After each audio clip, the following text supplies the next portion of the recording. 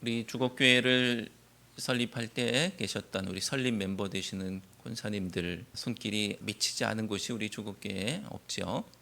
그래서 믿음의 선배들에게 또 우리 권사님들에게 감사드리는 그런 마음을 갖고 있는데, 또 저도 제 손길이 미치지 않은 곳이 없다, 지금쯤은 그렇게 말할 수 있을 것 같아요. 제 손길이 미치지 않은 곳이 없는데요. 잔디밭에 수도도 끌어놓고요, 막 파가지고 수도도 끌어다 놓고, 그리고 전기 박스는 제가 설치한 것은 아니지만 이 잔디밭에 전기 박스에 전기도 끌어와서 전기를 야외에서 쓸 수 있도록 하기도 하고요.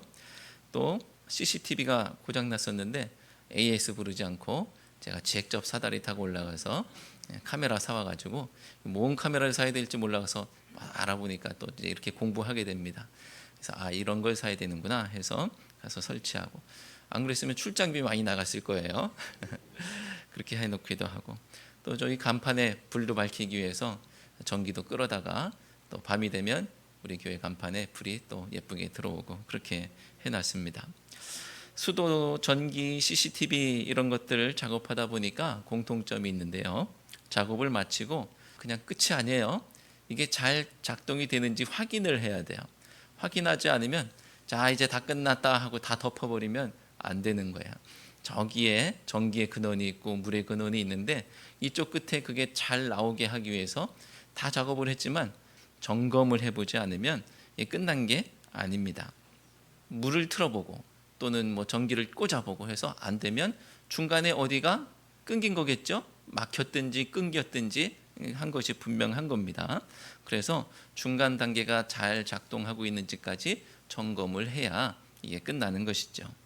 여러분의 삶 가운데도 생명이 되시고 또 은혜가 되시며 기쁨의 근원 되시는 하나님이 계시죠.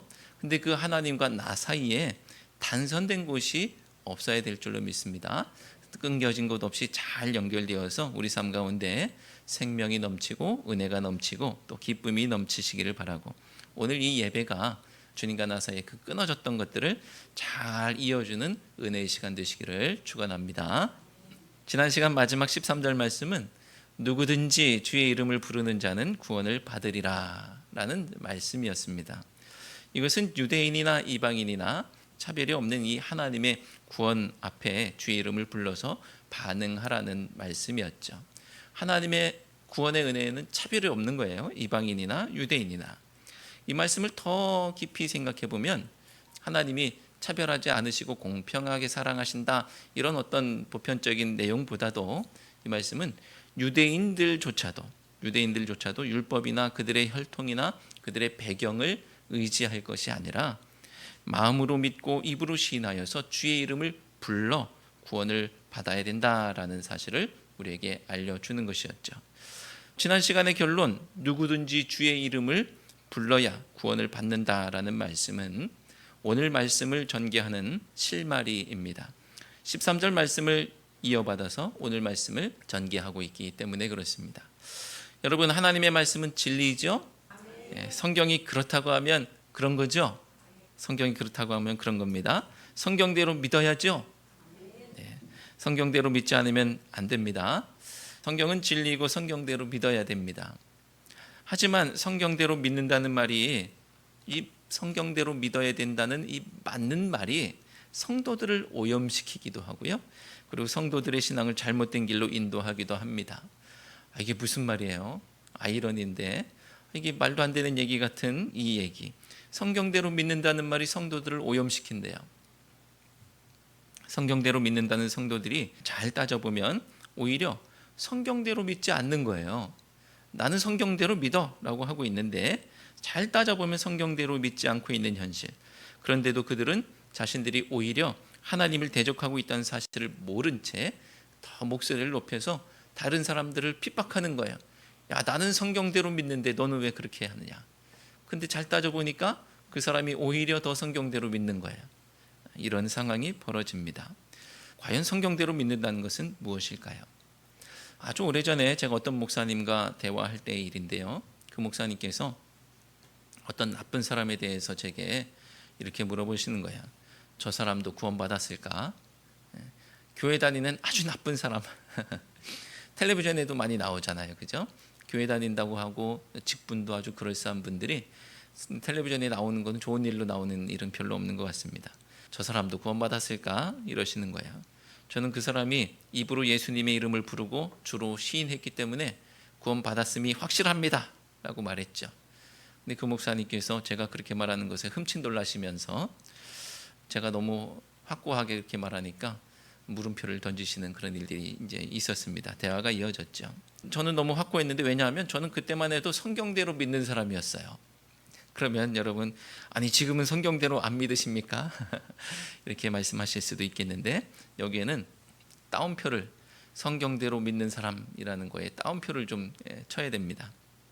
성경의 문자에 갇혀서 하나님의 뜻과는 동떨어져 있었다는 뜻이에요. 주의 이름을 부르는 자가 구원을 받는다라는 말씀을 문자대로 믿으면 다른 사람의 구원을 감별하기가 정말 쉽습니다. 그리고 자기 자신의 구원도 감별할 수가 있겠죠. 그런데 문제는 성경을 문자대로 믿는 것이 성경대로 믿는 것이 아니라는 데 있습니다. 정말 아무런 구도의 과정도 없이, 신앙적인 고뇌와 갈등도 없이, 죄에 대한 인식과 회개의 과정도 없이 그저 입술로 주님의 이름을 부르는 것만으로 구원받는다는 말인가? 저도 그렇다고 한다면 정말 좋겠고, 그러면 다른 사람들한테 이렇게 따라하기만 해 라고 말할 수도 있기 때문에 너무 편하죠. 더군다나 복음이 어디에 선포되었다라고 하느냐 하면 마음과 입이라고 했는데, 이것은 복음을 듣고 반응해야 하는 것이 마음과 입이다라고 말씀했죠. 입이 반응하고 있다면 구원받은 거야 라고 하기 정말 쉽죠. 그리고 마음이 반응하는 문제도 지적 동의라고, 만약에 이 마음이 반응하는 것을 지적 동의에 불과한 것이라고 한다면 마음으로 믿는다는 것도 너무나 간단한 문제입니다. 그런데 구원은 그렇게 간단하지가 않습니다. 지난 시간에는 마음으로 믿고 입으로 시인하는 것이 그렇게 쉬운 방법이라고 말해놓고서 이제 와서 그렇게 간단한 게 아니라고 하니까 도대체 어쩌라는 것이냐 싶을 수가 있겠습니다. 결론적으로 말씀드리면 구원은 쉽기도 하고 어렵기도 하고, 쉽고도 어렵고 어렵고도 쉽다라는 것입니다. 왜 쉬우냐? 내가 하려고 하면 도무지 할 수 없는 일이지만 하나님께서 하시는 것이기 때문에 구원은 정말 쉬운 것이고요. 왜 어렵냐? 하나님께서 하시지만 인간의 반응이 따라야 하기 때문에 정말 어렵다는 겁니다. 이 문제를 하나님께서 하시는 것이 구원이다라는 부분을 9장에서는 하나님의 주권이라고 했어요. 그리고 인간의 반응이 따라야 된다라는 얘기를 10장에서는 인간의 책임이라고 계속 설명하고 있는 중입니다. 이 두 가지 때문에 하나만 놓고 보면 쉽기도 하고 어렵기도 하고 그럴 수 있겠지만, 쉽고도 어려운, 어렵고도 쉬운 문제가 되는 겁니다. 당장 13절 말씀을 들어보면 정말 쉽죠. 누구든지 주의 이름을 부르면 구원을 얻는다. 누구든지 주의 이름을 부르면 구원을 받는다 라는 얘기는 너무나 쉽습니다. 그런데 오늘 말씀으로 넘어오면서 그게 정말 쉬운 게 아니라는 것을 보여주죠. 왜냐하면 주의 이름을 부르는 것은 믿음이 전제되기 때문에 그렇습니다. 그냥 입술로 나 주의 이름을 불렀어라고 했다고 해서 구원받는 그런 것이 아니고, 내가 주의 이름을 부르기 위해서 그 안에 있는 믿음, 그것이 전제되어야 되기 때문에 그게 누구나 쉽게 부를 수 있는 것이 아니라는 거예요. 저 사람은 불렀는데요? 아니에요. 그것은 입술이 불렀다고 해서 되는 것이 아니고요, 마음에 있는 믿음이 입술로 드러나는 것을 말하는 것입니다. 14절 말씀을 함께 읽겠습니다. 그런즉 그들이 믿지 아니하는 일을 어찌 부르리요? 듣지도 못한 일을 어찌 믿으리요? 전파하는 자가 없이 어찌 들으리요? 점점 거슬러 올라가서 15절에서는 보냄을 받아 좋은 소식을 전하는 자의 발이 아름답다라는 이야기까지 연결되죠. 이 점점 거슬러 올라갑니다. 이 14절 15절 말씀이 무슨 의미일까요? 전도의 중요성을 말하는 것입니까? 맞죠. 전도가 중요하죠. 틀리지 않은 말입니다. 그런데 저도 전도의 중요성을 강조하려고 할 때 이 말씀을 인용할 거예요. 하지만 오늘 본문의 맥락은 전도의 중요성이 아니죠. 뜬금없이 나올 얘기가 아닙니다. 오늘 말씀의 맥락은 이 모든 과정, 이 전도의 과정들이 있죠. 그들이 믿지 아니한 이를 어찌 부르리요? 믿기 위해서는 어떤 게 필요해요? 들음이 필요하죠. 듣지 아니한 이를 어찌 믿으리요? 내가 들으려면 누가 전파해야 되죠? 전파한 자가 없이 어찌 들으리요? 그리고 전파하려면 보냄을 받아야 되는데 보냄을 받지 않으면 어찌 전파하리요? 이런 얘기. 이런 모든 과정이 있단 말이에요. 구원에 이르는 과정들이 있는데 내 개인이 구원에 이른다기보다는요, 복음이 나에게 전해져서 구원받는 그 과정을 말하는 것이죠. 이 과정이 있는데 이 모든 과정을 거쳤는데 유대인들이 믿지 않고 있다는 거예요. 복음을 전하는 이 귀한 과정, 아름다운 말도 있고요, 보냄을 받고요, 전파하고요, 그래서 듣기도 하고 믿고 구원받는 과정이 있어야 되는데, 믿고 입으로 시인하는 그런 과정도 있어야 되는데, 그런데 그 모든 과정 가운데 유대인들은 믿지 않았다는 거예요. 그러니 주의 이름을 부르기만 하면 구원을 받을 수 있는데도 도대체 무엇이 문제이냐? 너무나 쉬운 일인데, 주의 이름을 부르는 것 너무나 쉬운 일인데 무엇이 문제인지 한번 따져보자. 왜 구원을 못 받고 있는 거야? 따져보자. 보냄받아 전파하는 사람이 없었냐? 아니다, 있었다라는 거예요. 그 사람들이, 유대인들이 전파하는 사람이 없어서, 보냄받은 사람이 없어서 복음을, 예수님을 못 믿고 있느냐? 그게 아니라는 거예요. 지금도 복음이 귓가에 울려 퍼지고 있고 바울과 사도들과 또 전도자들이 파송받아서 복음을 전했어요. 다 들었습니다. 그렇다면 유대인들이 듣지를 못했냐? 아니라는 거예요. 그들도 다 듣고 있습니다. 오히려 이방인들은 보지 못했던 예수님의 행적을 유대인들은 직접 보기도 했고 또 더 생생하게 그 본 사람들에게 전해 듣기도 했습니다. 좋은 소식, 보냄받은 자, 전파하는 자, 듣는 자, 믿는 자, 주의 이름을 부르는 자, 이 모든 과정, 전기에 이쪽 선을 연결하고 저쪽 선을 연결하고 중간에 차단기를 설치하고 저쪽에 콘센트를 만들고 이 모든 과정이 있어요. 자, 다 꽂았어요. 그러면 나와야 되는 거잖아요. 근데 유대인들이 구원받지 못하고 있어요. 어디가 끊어진 겁니까? 16절 말씀을 함께 읽겠습니다. 16절. 그러나 그들이 다 복음을 순종하지 아니하였도다. 이사야가 이르되 주여 우리가 전한 것을 누가 믿었나이까 하였으니. 아멘.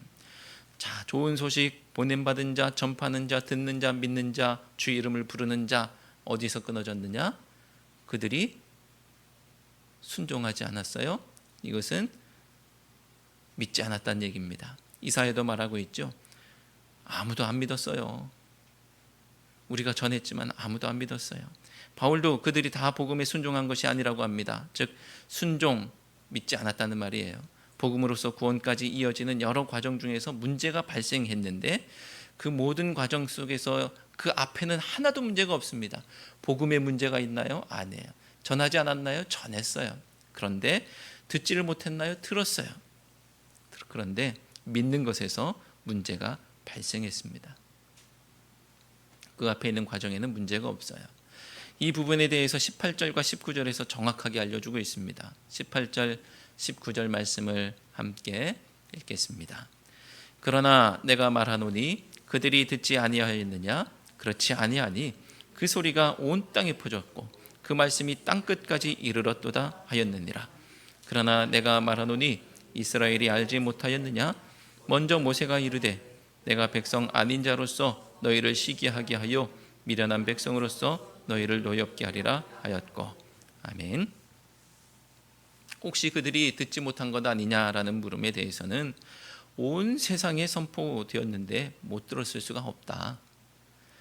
혹시 알지 못한 것 아니냐라는 물음에 대해서는 유대인들이 모르는 바가 아니었는데도 바르게 반응하지 않아서, 다 그들에게 먼저 전했는데 그들이 반응하지 않아서 오히려 이방인들이 복음을 듣고 믿는 일에 대해서 그것을 통해서 유대인들이 돌이킬 수 있도록, 그들이 시기에 좀 셈을 내서 돌이킬 수 있도록 하려는 그런 이야기를 전함으로 말미암아서 절대로 몰랐을 수가 없다라는 이야기를 하고 있습니다. 복음으로부터 구원까지의 과정 중에 문제는 오로지 그들이 믿지 않았다는 거예요. 다른 과정들은 잘 작동했습니다. 그런데 유대인들은 믿는데 실패했습니다. 자, 오늘 우리에게 복음이 전해져 있고 오늘 우리에게 날마다 말씀이 선포되고 있습니다. 근데 여러분은 실패하고 계십니까? 성공하고 계십니까? 우리가 믿음으로 반응하여서 성공해야 될 줄로 믿습니다. 하나님 탓할 필요가 없어요. 이전까지는 하나님 탓을 했거든요. 하나님 마음대로 하시니까 내가 못 믿는 거야. 내가 구원받지 못하는 거야. 이게 9장에서 걱정했었던 바울의 걱정 아닙니까? 그래서 그것에 대해서 답변을 했어요. 하나님 주권이다. 주권은 맞는데 내가 구원받지 못한 게 하나님 책임이냐? 그렇지 않다고 말한 것이죠. 여러분들의 말씀 앞에 반응이 성공의 반응 되기를 주님의 이름으로 축원합니다. 문제는 믿지 않는 자를 어떻게 부르겠느냐라는 것입니다.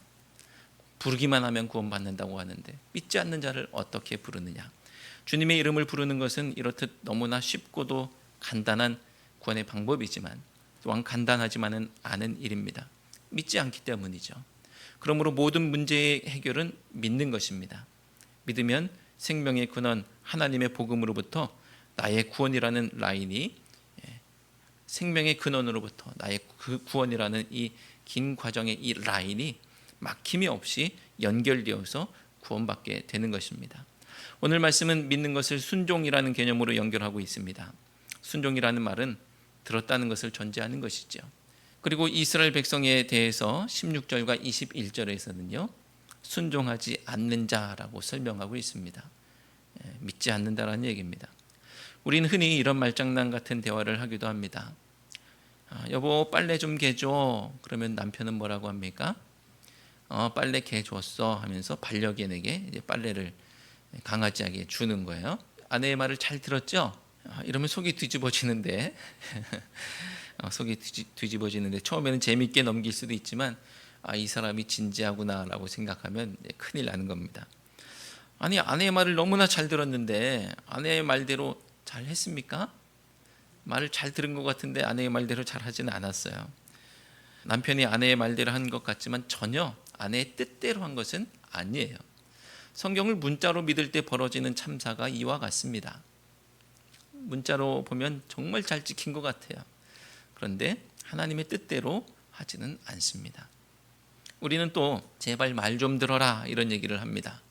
그러면 자녀들은 귀로 잘 듣죠. 귀로는 잘 들어요. 그런데 듣기만 합니다. 그 말대로 하진 않죠.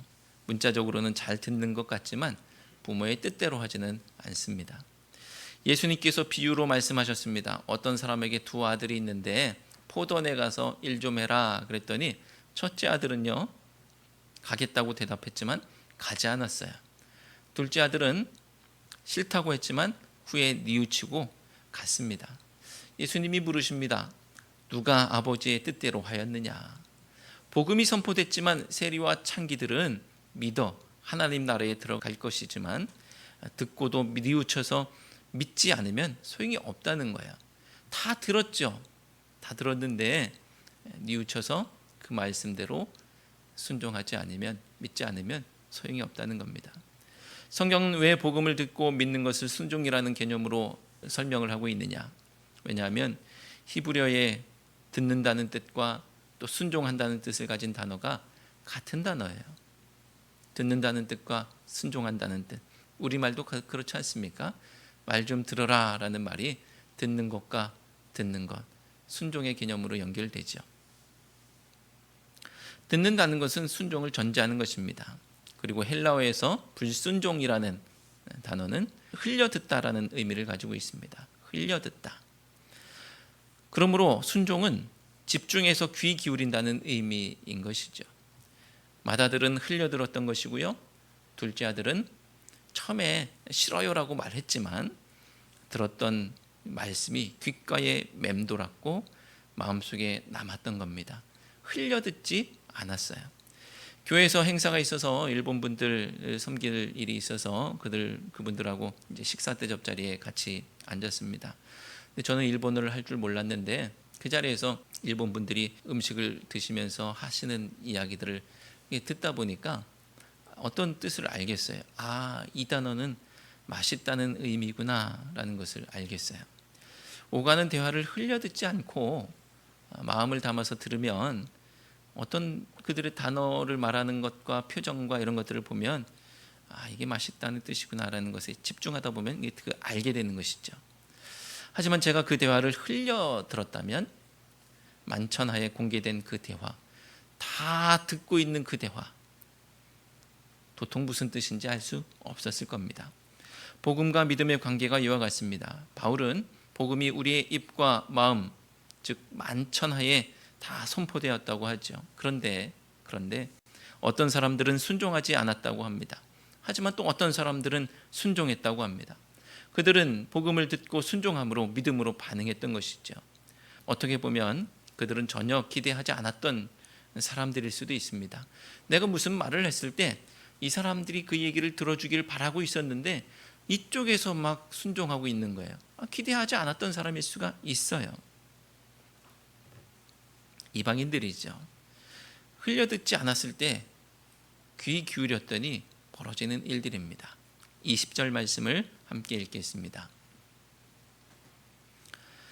이사야는 매우 담대하여 내가 나를 찾지 아니한 자들에게 찾은 바 되고 내게 묻지 아니한 자들에게 나타났노라 말하였고. 아멘. 20절은 이방인들에 대한 말씀이에요. 기대하지 않았던 사람들이 복음을 듣고 믿음으로 순종하며 나왔다는 것입니다. 이방인들은 성공했어요. 하지만 21절은 유대인들에 대한 말씀인데요, 유대인들은 실패했습니다. 21절을 함께 읽겠습니다. 이스라엘에 대하여 이르되 순종하지 아니하고 거슬러 말하는 백성에게 내가 종일 내 손을 벌렸노라 하였느니라. 아멘. 이스라엘은 순종하지 않았습니다. 그런데 이것이 결론이 되어서는 안 되겠죠. 자, 이스라엘은 실패했습니다. 끝. 이게 아니에요. 놀라운 반전이 있습니다. 하나님께서는 유대인들의 실패가 결론되게 하지 않기 위해서 그들에게 종일 손을 벌리고 기다리고 계신다라는 거예요. 하나님은 유대인은 구원하지 못하더라도 이방인이라도 구원했으니까 됐어. 이제 됐어. 이렇게 하지 않으신다는 거예요. 순종하지 않고 거역하는 유대인들조차도 구원하시기 위해서 주님의 부르심에 응답하게 하도록 그들에게 손 내밀어 기다리고 계신다는 겁니다. 하나님께서 무엇이 아쉬워서 손을 벌려 내미시겠습니까? 하나님께서 그렇게 하실 딱 한 가지 이유, 그것은 오직 사랑하는 자를 향한 구원의 기대인 것이죠. 사랑하는 성도 여러분, 오늘 여러분의 삶이 실패하고 계십니까? 말씀을 듣기는 듣되 귀로만 듣고 계십니까? 주님의 이름을 부르고는 있지만 그저 입술의 외침에 불과합니까? 하나님은 지금도 우리가 마음으로 듣고 마음으로 믿어 또 그 믿음으로 주님의 이름을 불러 구원에 이르기를 기대하며 손을 벌려 내밀고 기다리고 계십니다. 하나님의 목적은 우리의 실패가 아니라 생명과 구원에 있음을 기억하시기 바랍니다.